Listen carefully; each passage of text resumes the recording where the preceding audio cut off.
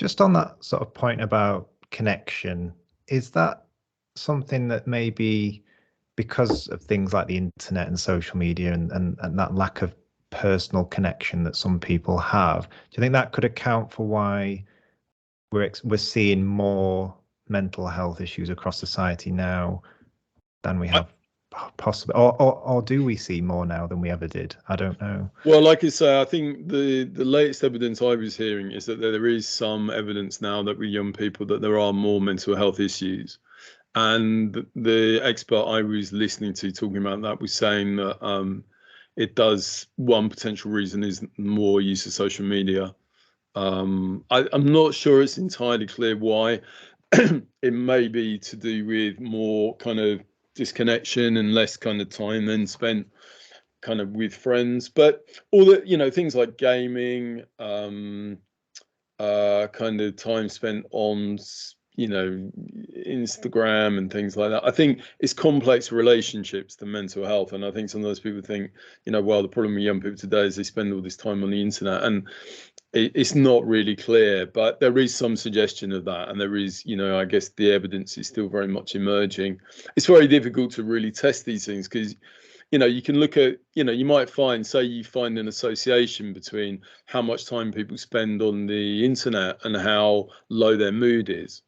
But, then you don't know whether is it the time on the internet is creating the low mood, or is it the people with the low mood are more likely to spend time sitting in their room on the internet?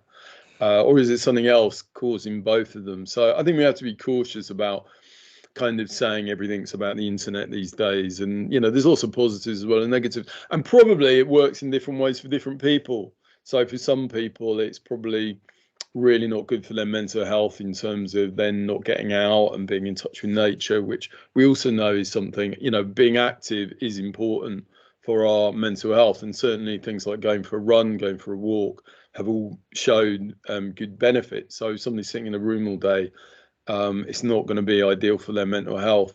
But then for other people, going on Facebook or social media might be a really good way of connecting with people, and actually they'll do much more than if they were kind of not on the internet. So it's a complex one without any kind of easy answers.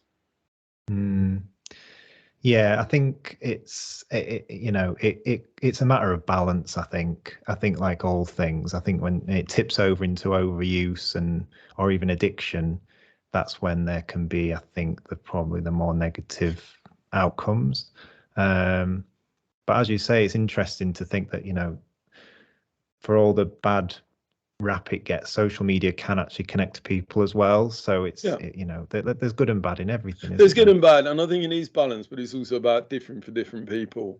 And I don't think there's one right balance for all of us. For some people, probably even a small amount of social media might be harmful, and for some people, it might go the other way, that they can really thrive with lots and lots of social media. But for the next person, that might be really harmful. So we're all individuals, and there's a risk, I guess, that we think that what works for us is going to work for someone else, and actually we might find social media really helpful or harmful, but the next person or our kids might have quite a different experience of it. So it's important, and that, I guess, that's one of the things that's one of the, going back to an earlier question, that's one of the advantages talking to a therapist, is that they're less likely perhaps than a friend to take particular sides. Like, one of the things friends will often do is give you advice or tell you, well, I've done this, and then this is what I think you should do. And a therapist will more help you work out for yourself what is right. And people do sometimes find that difficult with their friends, that they'll tell them what they should do, or they'll tell them how they should feel. And, they may not feel that there's space for them to actually explore for themselves. What do I actually feel here? And kind of discovering that for ourselves can always take a little bit of time. It's not always immediately obvious. Yeah, I think it helps to feel like a view is coming from an impartial person, or a person detached from your circumstance. Yeah. But if you go and see a therapist, and you talk about something like social media, they're not going to say, well, that's good, or you're doing, you're doing too much social media, you need to stop it now. What they'll want to do is explore with you your experience of social media and how you find it and what works and what doesn't work. So there's kind of complexity and a nuance, and that independent standpoint is about helping you work out for yourself what's working and what isn't working. A lot, particularly counsellors, perhaps, will be very cautious about giving advice because they know that that's their position, but it may not necessarily be right for you. Thanks for watching that clip. You can watch the full episode right here. But until next time, don't forget to like and subscribe, and I'll see you again for another one very soon.